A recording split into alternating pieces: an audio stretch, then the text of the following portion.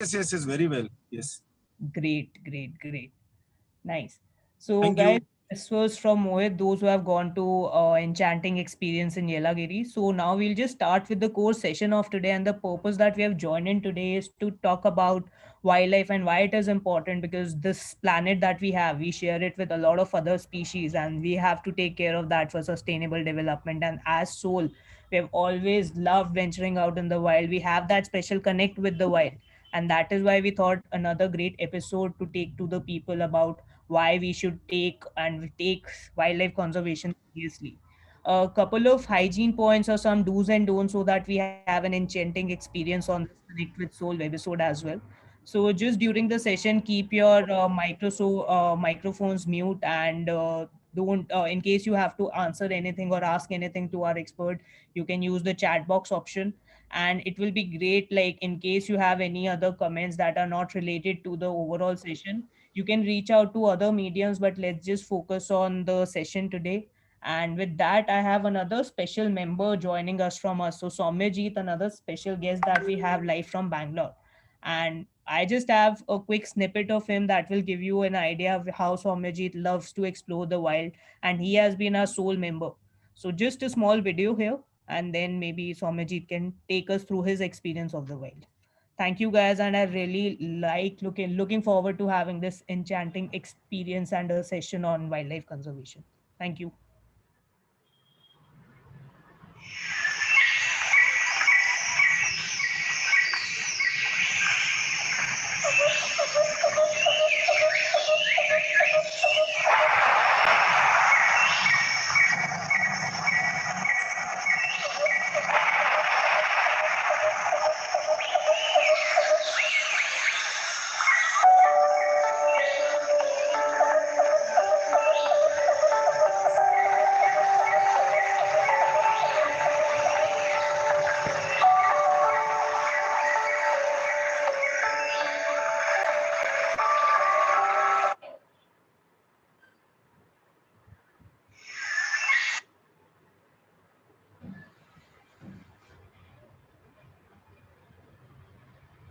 Yeah, over to you, Soumyajit. Welcome on this another exciting episode of Connect with Soul.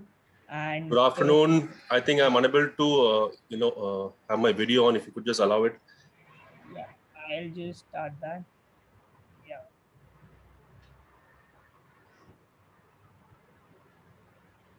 yeah, Soumyajit, we can see you now. Yeah, good afternoon all. So it was a very small piece of wildlife in my life. So here I go on. We have a very, very special, guest in our show today. And I would like to, speak a few lines about him. So he is a man who has studied in the wild, I would say, the human who seeks the tiger to find the jungle, the person who has opened up the door for many enthusiasts. So here I welcome Mr. Imran Khan from the Jim Corbett. Hello, everyone. Very good afternoon. It's an honor to be here with all of you and sharing some of my knowledge, which I have gained all over a period of about three decades or so. Uh, well, this is a very interesting topic, and we have just been trying to come out of this pandemic and all that. I think during the pandemic, the most interesting videos you must have all seen was all about the nature rebooting itself. From Saharanpur and from Ludhiana, people were able to see the Panchachuli peaks, the snow-capped mountains, and then somewhere they spotted civet was found in Kochi, and Nilgais were roaming around the Great India Mall in Delhi and things like that, and so on. Will someone share my screen or? Okay, all right. You see, so all these days, the first slide, I'll come to the first. Okay. All these days, we have been struggling to basically decide whether we need environment first or development first. But also during the pandemic, the many of the projects were passed which were uh, directly responsible for the destruction of the habitats of the wilderness and things like that. All that happened, and we've been still struggling to come out of that, whether to have more development at the cost of environment and wilderness. So that we have to decide.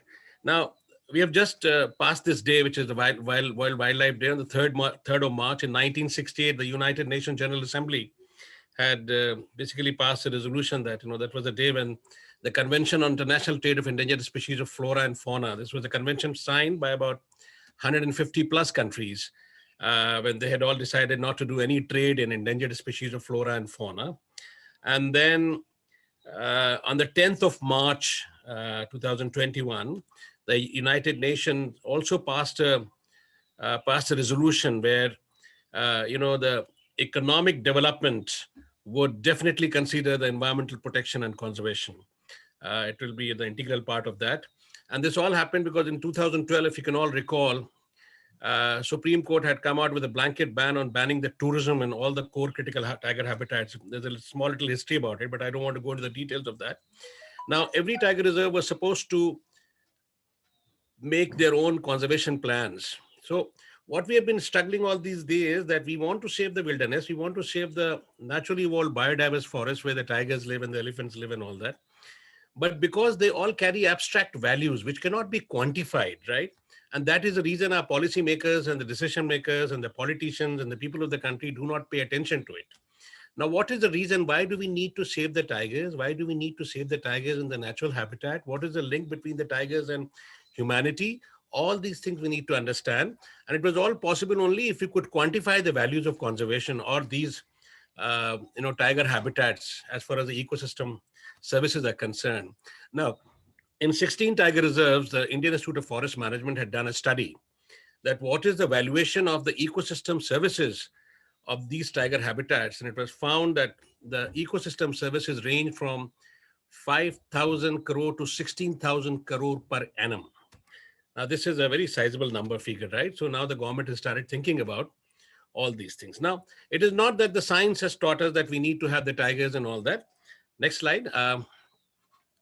Now, he is at the top of the food chain, the top predator of the ecosystem, but everything becomes very tiger-centric. And, when we started wildlife tourism, that was basically to give some economic value to conservation, because all these people living on the fringes of the forests, they have been dependent on the forest resources in terms of firewood, fodder, timber, grasses, grazing grounds, and all that. And that all causes the degradation in the habitats.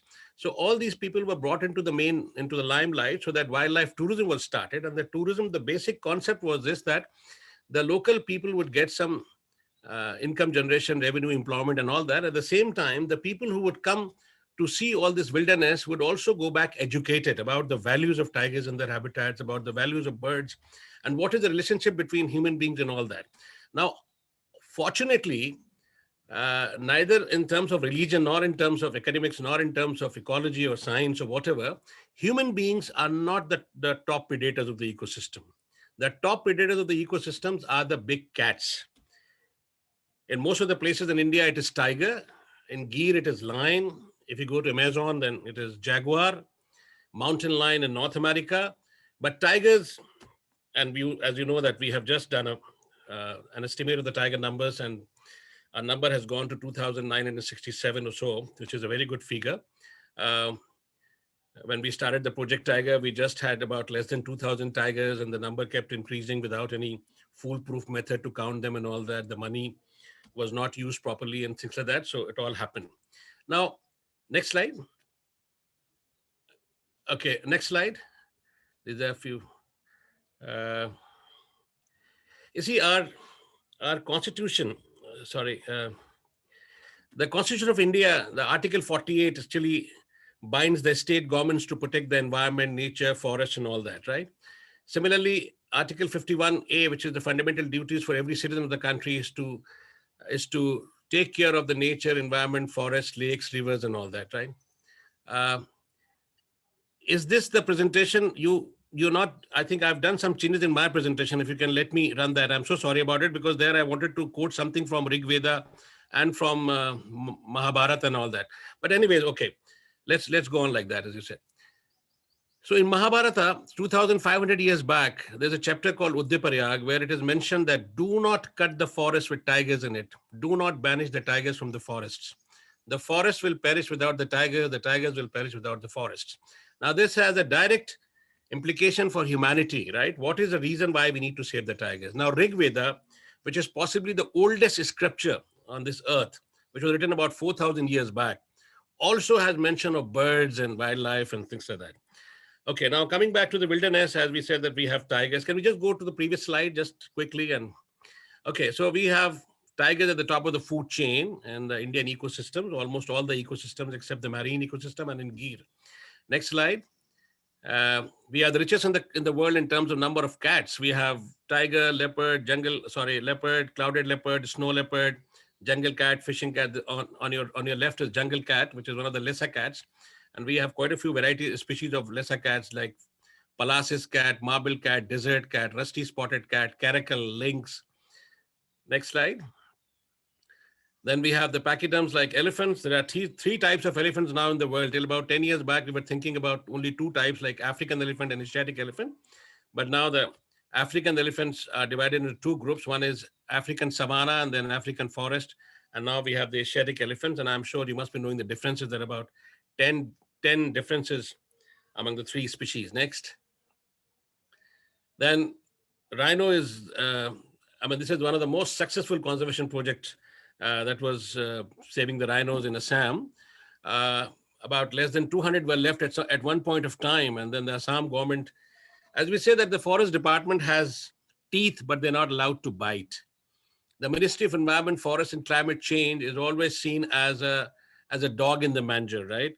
All the projects have to be passed through the Ministry of Environment, Forest and Climate Change. So people don't like it. The Forest Department, unfortunately, has not been given its due.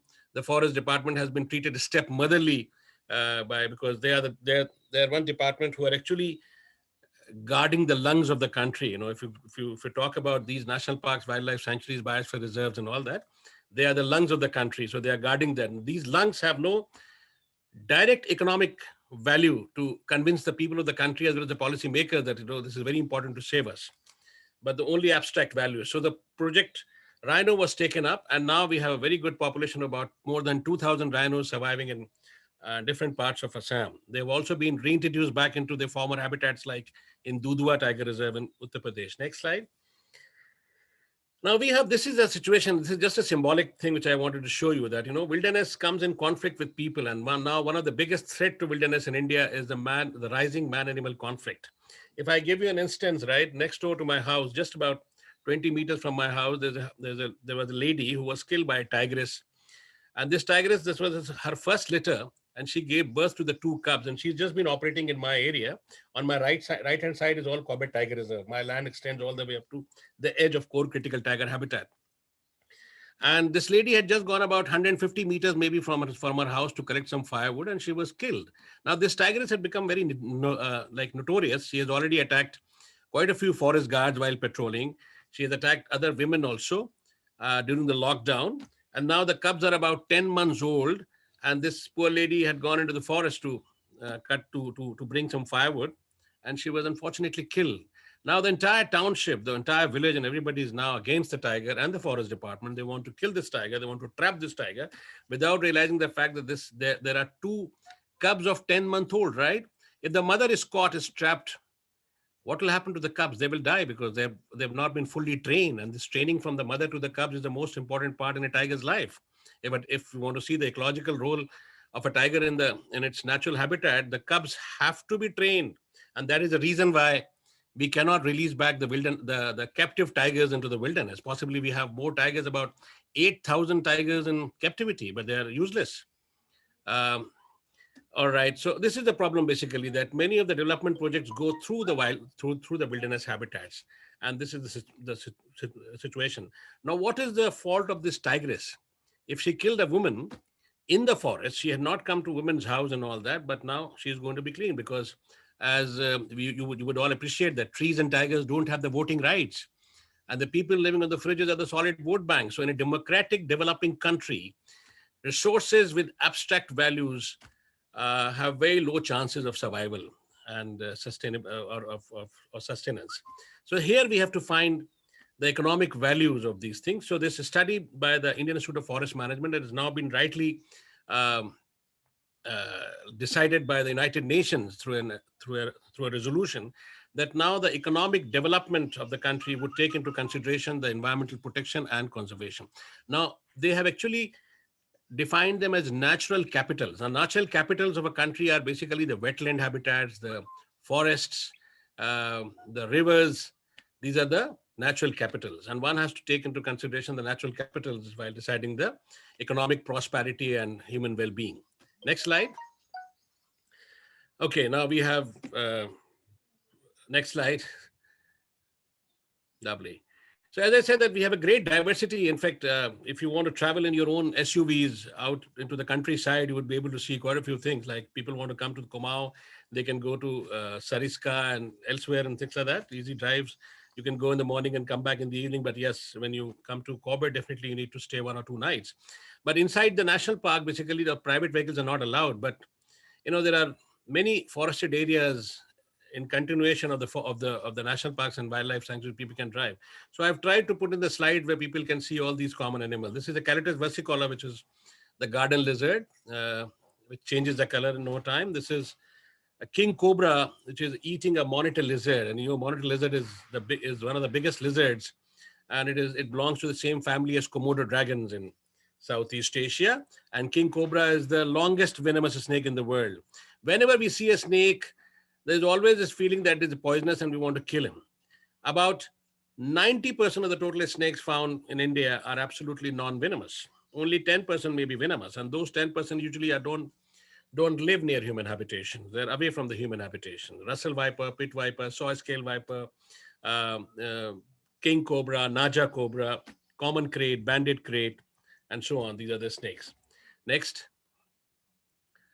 And then we have 3 species of crocodilians in India. There's one called Estuarine saltwater crocodile, which is found in Arabian Sea and Bay of Bengal in the saltwater. And then we have the freshwater crocodile called mugger. And then we have the fish-eating crocodile called gharial. If you see gharial, on your right-hand side is a male, on the left is a female. Now, during the breeding season, which is about the month of February and March, the males develop a special organ which looks like the pitcher or the ghada, which we use in the Indian houses to keep water in during summers. So it is a carrier of ghada. Now, the muggers, the natural mugger population is found in Chambal and other places. In Ranthambore, if you see mugger, they were actually introduced long time back. So natural population of muggers and crocodiles are found in the freshwater rivers. Next. Okay, then we have a variety of turtles. You have turtles and tortoises, the 2 different things. Tortoises are mostly terrestrial, while turtles are mostly aquatic. This is the tricarinate hill turtle, which is found in South India also, in North India and elsewhere. Next. Now, again, I'm coming back to the bird watching. Basically, what happened that everything became very tiger-centric, even the wildlife tourism, unfortunately, most of the national parks and tiger reserve like Bandhavgarh, Kanha, Ranthambore, things like that, they have become very tiger-centric, which is not the right way of seeing wildlife tourism, because that is something when you disturb the tiger. The big photographers with big lenses that chase the tiger, and then people have started naming the tigers also, like Machli, Sita, Sharmili, and things like that. In Ranthambore and places, there's T49, T30, and so on. It's basically belittling the value of tiger. Tiger definitely being at the top of the food chain, it should be the bonus to every trip. But you need to see beyond tigers. And one place where I can promise you something which you see beyond tigers, that is Corbett. You can see Corbett possibly has the richest bird diversity, although Corbett also has the highest density of tigers and the largest single population of tigers in its entire distribution range. About 250 tigers have been counted last year in November 2020 when we had the last census.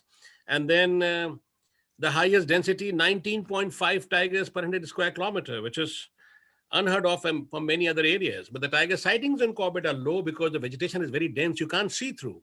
But Corbett offers the richest diversity of birds. In any national park in India, Corbett has the highest number of birds, the highest diversity. We have about 600 species of birds. Next. Now imagine. Now, what is the role of birds which they play? Now, I was talking about the role of tigers in refining humanity, or the direct relationship between human beings and tigers and all that. I'm sure I'll be able to do that in the last. But you see the direct relationship between birds and human beings, this is the important role which they play. Controlling pests, they are the natural pests, they take care of the insects, unwanted, undesired insects. Then there are the pollinators also. The nectar feeding birds move from flower to flower basically to help fertilize the sex cells and create new plants. Then the seed dispersal, they're responsible for expanding the forest. They're also responsible for bringing the forest back. Some original tree which has gone extinct, they must have, the birds fly long distances during migration and all that. So they might eat something there and come and then leave the droppings somewhere else. So the forest will expand. Next slide. And then they're found everywhere. So they are the early warning systems of any pandemic or any disease or something like that. Then birds are nature's cleanup crew. As you said, that Vishnuji is the organizer of the life. Many of our gods and goddesses have chosen, wilderness as their vahan. Like Durga's vahan is tiger. Lakshmi's vahan is owl.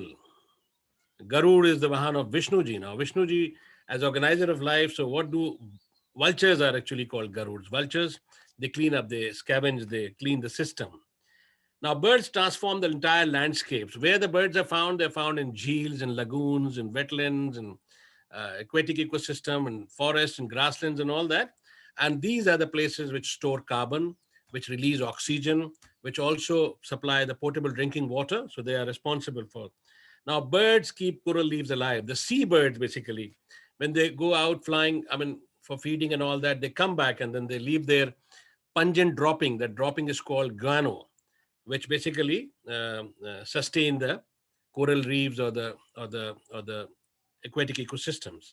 Now, birds also inspired science. The whole concept of aerodynamics, right? The planes, all people, we all learned it from the birds. Darwin's theory of evolution through natural selection. He studied Galapagos finches while coming out of this study. Next. And we have some of the common birds which you can all see all around you. The Caliche pheasant is definitely found in Corbett only, nowhere else. But otherwise, crimson cerbère and stock-billed kingfisher are very commonly seen in places like Ranthambore, Sariska, Bandhavgarh, Kanha, other places. Just outside Delhi also, you can go to Okhla Bird Sanctuary, or you can go to some of I think there are quite a few wetlands near Noida and Greater Noida, and also near Gurgaon, Basai, Tanda, and Surajpur, and so on. Next. Purple sunbird is very commonly seen after the pandemic. Quite a few, gardens in the cities also, they've come back and people can see them. Then Baya weaver is a rare bird. Unfortunately, it used to be one of the commonest birds at one point of time, but because of the, what you call the mobile towers, electromagnetic field which is created, so number has gone down. Then we have a spotted dove, which is very commonly seen. There are quite a few species of doves. Can we go quickly on to the other slide? Okay. Now, what are the habitats for birds? This is red-headed rabbit, which is again very commonly seen elsewhere. This is oriental pied hornbill, which is very commonly seen. Now, these are if you want to do bird watching and all that, you need to look for the habitat. So wetlands like shallow lagoon, geels, beels, marshes, rivers, village ponds, these are the breeding grounds. And these are also the places where migratory birds come in loads. Then we have the scrub forest, the forest which is disturbed, like Aravalis, you can see birds. In forests, like you can come to national parks or wildlife sanctuaries or tiger reserves or biosphere reserves. Then there are grasslands, agriculture fields, marine environment, mangroves. These are the places for bird watching. These are the habitat for birds. Next. And then we have common kingfisher, which is supposed to be the commonest bird in the world right now. There's no other bird which is found in all the 6 continents except Antarctica. This is a bird which is found in all the 6 continents. I can recall one of my experiences, I met Mr. Vijay Malaya in one of the trade, exhibitions, and there, I asked him that the kingfisher on your kingfisher bottle is what you call imaginary bird. So why don't you change it with something which is universally found? And I gave him this idea, although I did not have a very good picture but I told him that common kingfisher is the commonest kingfisher which is found everywhere in the world. And he procured this slide from somewhere, and now the kingfisher is the common kingfisher on the kingfisher bottle. Next. Okay, blackstalk and peregrine falcon. You see, you have bird watchers who just do the bird watching from their windows. Some people go on Sundays out into wetlands and do some birding and all that. But there are people who actually spend money and time, and they travel from far off places, and they just come to make their life less. They make a list of their life, how many birds in their life they've seen. This is in colloquial terms, we call these bird watchers as what you call twitchers. And twitching is very, very popular in Europe and America. I can recall one experience which is very much from Corbett. There used to be a bird watcher from England. His name was David Hunt. And he had traveled to Corbett a number of times. He used to bring bird watching groups from England. Now, these people, that was a time when it was allowed to walk from Dhangadi Gate all the way to Dikala. I'm talking about early 80s. And then, so in 1986, he had come to Corbett and he had tried to chase an owl which flew from one bush to another bush. And without having any inkling that there was a tiger sitting on a skill, he walked into that lantana bush, and poor guy was killed by tiger.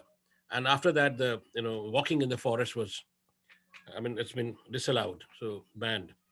So this was an interesting experience.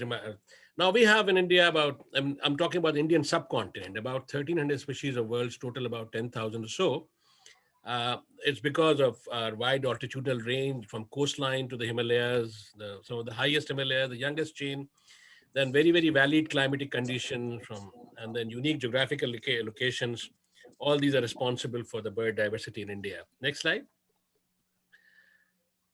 Now, as I said that, there's a long tradition, in fact, almost all the religions in India, Hinduism is all based on nature, in fact, so, right?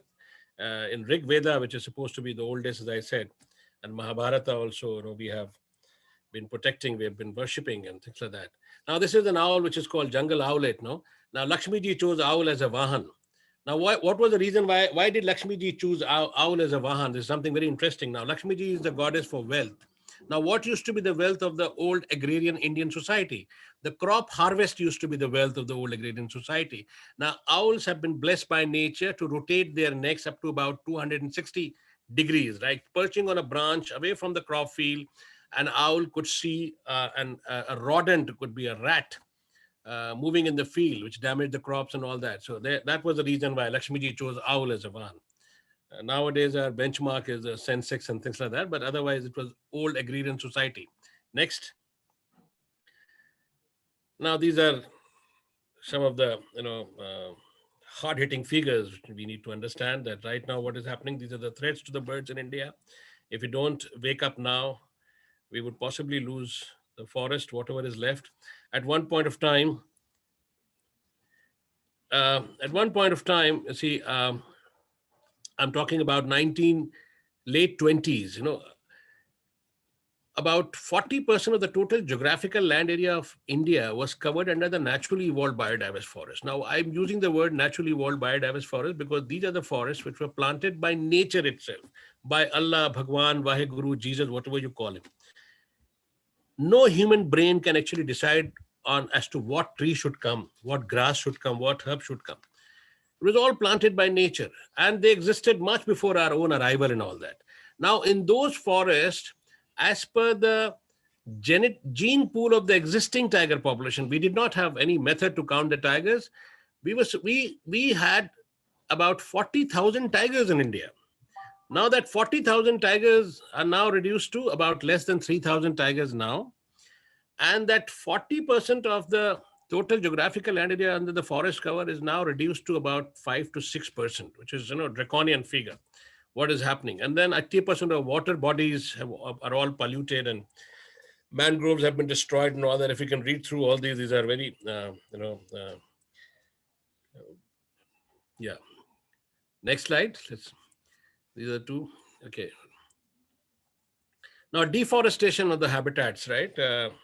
Is the largest contributor, single largest contributor in the destruction of habitat everywhere. And there are quite a few reasons behind that. Next slide. You see, we have been hearing just about a month back, Supreme Court had to also intervene, and, the Uttarakhand government was very keen on expanding the Jolly Grant airport, and then, reducing the distance between Delhi and Dehradun. Everybody was, we're very happy that now it'll be just about 2.5 to 3 hours, but no one is realizing at what cost.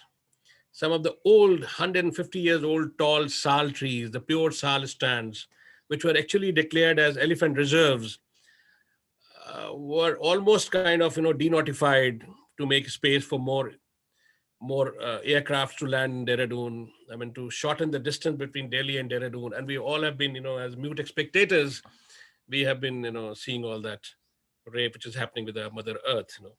At what cost? That is something which we have to understand. Next. Okay, and then the landslides, the recent project, the recent Tapovan is Rishi Ganga, that tragedy which happened, about 150 to 200 people unfortunately lost their lives because of the bad planning and all that. Next,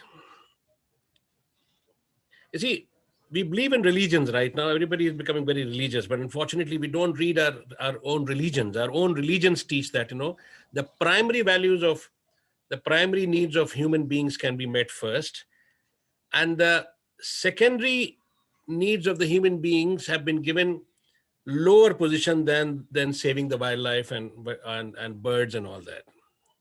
The secondary needs of human beings should be the third in number. But what is happening now? There is a direct tussle between the secondary needs and conservation. Okay, next slide. I hope I am very much within time. Sorry. Okay, these are some of the common birds, emerald dove and all that. These kingfisher. Okay, emerald dove, then the black-hooded oriole. If you're driving through your Jeep, just stop the Jeep somewhere, anywhere like any nearby a countryside. You would hear a sound like, this is a black-hooded oriole. And we have a very special bird of oriole that is called maroon oriole, which is found in Corbett and nowhere else. Next.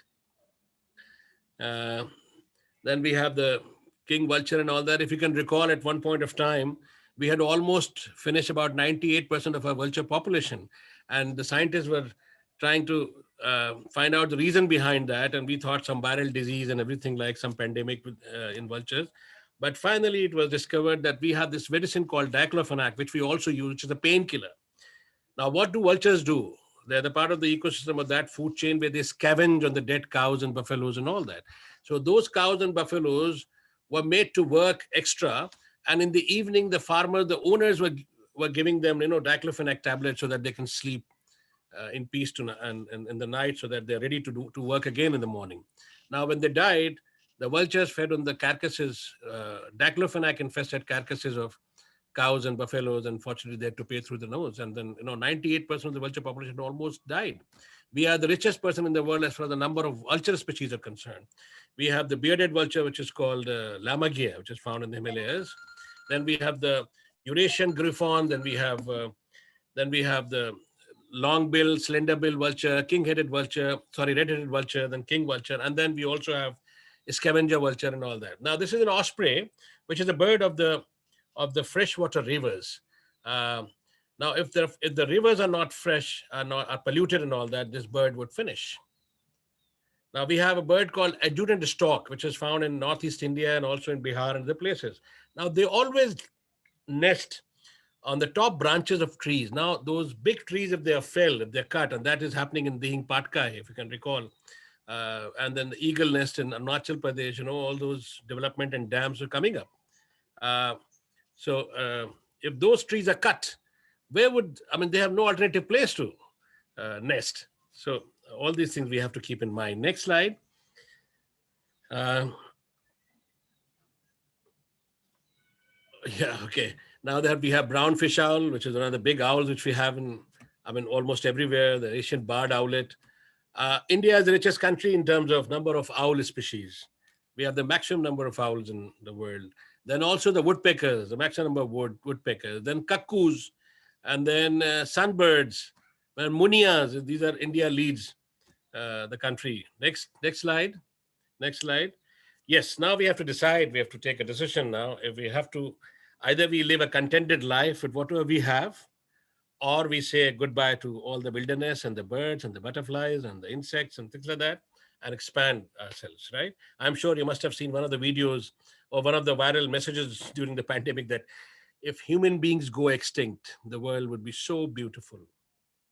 But if the bees go extinct, we would fight it out on the streets. Now, I use the word tigers as the guardians of humanity, and something which is very important.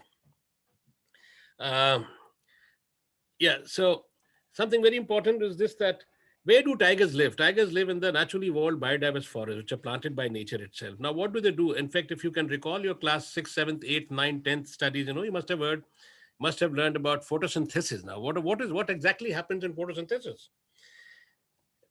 Only green plants have been blessed by nature to manufacture or prepare their own food. Rest of the organisms are dependent on each other for um, uh, for on each other for food and all that. It's only green plants which can manufacture. Now, while manufacturing, that's chlorophyll, which is the green pigment which they've been blessed with. The green pigment blends with sunlight, and the plants manufacture their food. And while doing the food preparation, they release oxygen, which is a byproduct, and then they absorb carbon. Now, what is this carbon? Where this carbon is coming from? This is the carbon which is coming from our luxuries, whether it is chlorofluorocarbons or carbon monoxide or burning of coal or whatever, all kinds of carbon. It is absorbed by the trees, the green mass, and oxygen is released. Now, imagine if the trees are not there, if the forests are not there, how, I mean, what, and I'm sure people living in the metro cities, they can, if they travel outside to the countryside, anywhere, any national park or wildlife sanctuary, they can actually feel the difference. And that's why immediately after the pandemic, the footfall in all these national parks and wildlife sanctuaries has almost tripled and all that. If I can quote from one of the reports of the TripAdvisor, right? TripAdvisor is one of the most authentic travel advisors in the world, and TripAdvisor came out with a figure that Serengeti is the topmost national park in terms of visitors, and not only in terms of sightings of animals, but all because of the views, lakes, landscapes, and all that. And Corbett Tiger Reserve comes number 2 in the world. Out of 25 most favorite national parks of the world, Serengeti number 1, Corbett number 2, Masai Mara number 3, Kruger number 6. Then, Bandhavgarh comes number 13. In that list of 25, there are only 2 Indian reserves, Corbett number 2 and Bandhavgarh number 13. And some of the best national parks of the world come much, lower in position. So this was the situation. So everybody wanted to come out to the nature to unwind, because people were locked in their houses. They wanted to unwind themselves. So that was the thing. So we need to really think about it. And, next slide. Yes, Harris, thank you. I also would like to announce that we have organized a small little quiz with some goodies from Tata Motors, possibly. So can we go on to the quiz? Who's going to take? Thank you very much from my side. Okay, you can answer in your chat box. Okay, since I come from Corbett National Park, so they framed a question on Jim Corbett's jungle. Okay, what was the original name of Corbett National Park? There are 4 options: Bailey National Park, Healy National Park, Jawahar National Park, and Robert National Park. Okay, lovely. We've been getting answers from different, yeah. Okay. So, Swatiji, should I answer it now or a little later, or what's going to happen? 30 seconds time? Imran Khanji, let's wait for another second. Let us have more participation. Okay. Just 5 seconds more. Right. You can tell me when I should. Yeah, sure. So we have the right answer. B is the right answer, and Mr. Satish Kumar is the winner of this answer. Oh, lovely. Over to you, Imran Khanji. Okay, so it was Haley National Park. Malcolm Haley was the governor of the United Provinces. Now, United Provinces used to be the entire Sir, Imran, UP and Uttarakhand. Now, Uttarakhand has been carved out from UP. So Imran, it used to be. Just a second. I think, Swati, the right answer is Dilip Sunrendranath. He was the first one to mention Baileys. Oh, yeah. I must have missed that, but Haley National Park was the right answer, which was option B. Then option D, right? No, option B is Haley National Park. Okay. Yeah. Not D. Yeah, sorry, my bad. Sorry. Yeah. Sorry, sir. Sorry. Option B is the right answer, which is Haley National Park. Malcolm Haley. Even I thought it is the other one, Bailey National Park. Sorry. So Malcolm Haley was the governor of the United Provinces, and Jim Corbett. Now there's an interesting story about Jim Corbett. If I start doing it, it'll take about 1 more hour. So possibly I would recommend people to read his books. And I would consider him the father of Indian wildlife conservation. That early he had realized the importance of tigers and all that. But very interesting incident, which I would like to share with you. He used to initially organize hunts for the British Army officers.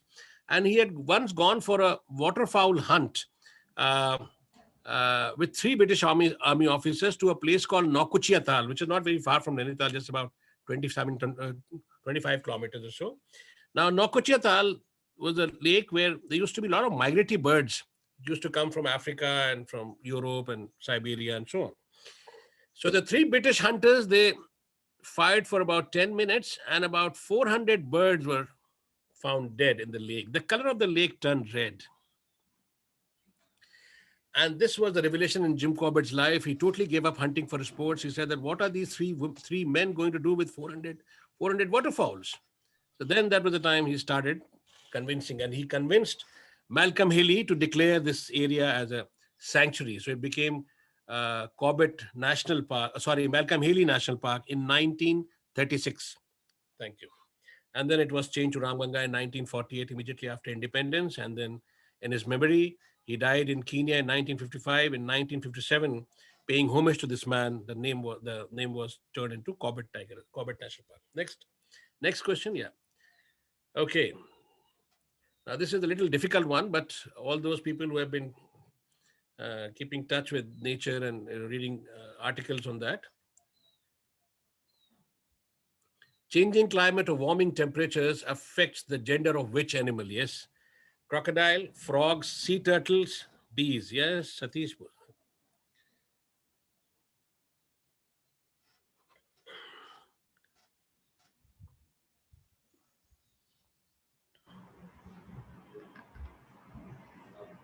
Quite a few So, correct answers are coming, right? right, Mr. Khan. We have Mr. Amrish Deshmukh as the winner for this one. Yes, sea turtles. Yes, lovely. Yes, right. The So, hatchlings, uh, their sex can be changed because of the high temperatures. Next question. Should we come to the next? Are we doing it in time, basically the time which we decided, or have gone? Time is right. So it was quite an informative session, and I guess we just have two questions that were there. So the winners, if you can just put in your numbers to us in the chat box, our team will quickly connect with you for your soul goodies. Now, Imran sir, very nice and very fruitful session, and I see there were a lot of questions that were coming in when you were basically taking the session. Okay. So one of the questions that has been asked by Mr. Ashok Sharma ji is basically, is bird watching related to seasons, or is that can be done all season around, and how is it like there? Yeah, it all depends on the place. Like, suppose if you come to Corbett, we have lots of migratory birds coming from different parts. I mean, the concept of migratory bird is not just confined to the water birds like ducks and waders. I mean, if you go to Bharatpur, that's a time. Like if you go uh, mid-October till about last week of February, that's a time when the migratory birds come to breed in Bharatpur or in the wetlands and all that. Uh, in Corbett, there are transient migrants, basically, like birds from the Himalayas. High Himalayas would come down to the plains. The birds from peninsular India would come to the higher altitudes. Like, there are beater, there's the Asian paradise flycatcher, then there's, Vadita flycatcher. These are the birds of birds from Nilgiris, So they come during the summers at this time, about March, April. And then similarly, the cuckoos come from the Himalayas at this time, and then they go down.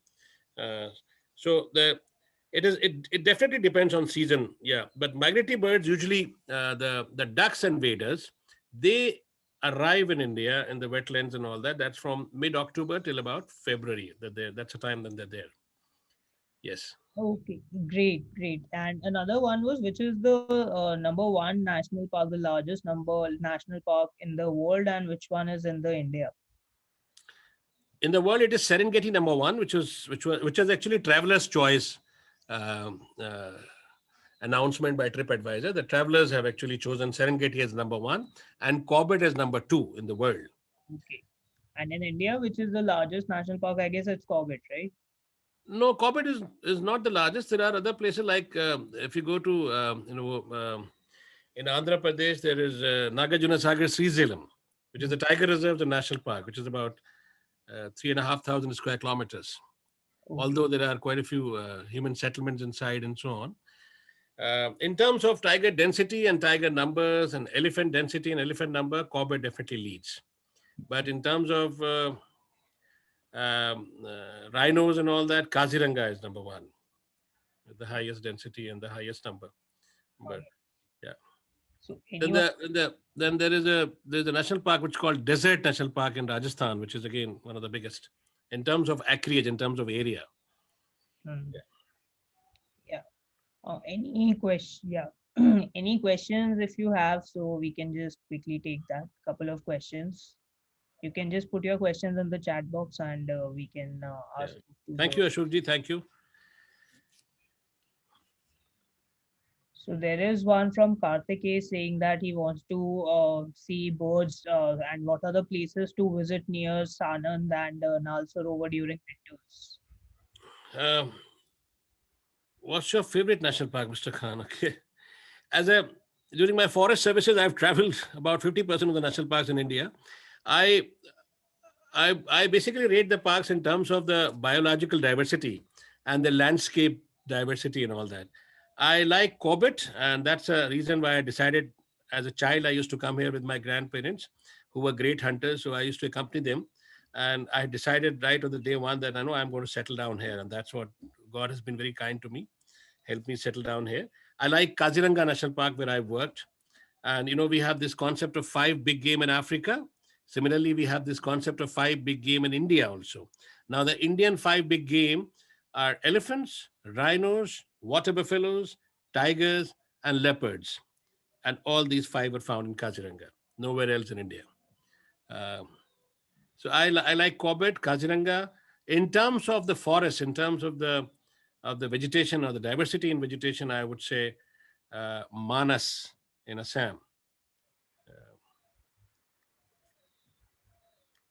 I also like Kanha, Bandhavgarh, and Ranthambore, but unfortunately they have become too tiger centric, right? Too tiger centric. Um, so that's the reason why I do not go anymore there.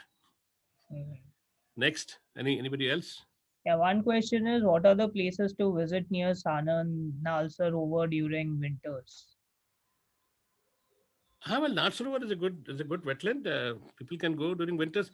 I mean, from where people would like to travel? I need to know their location.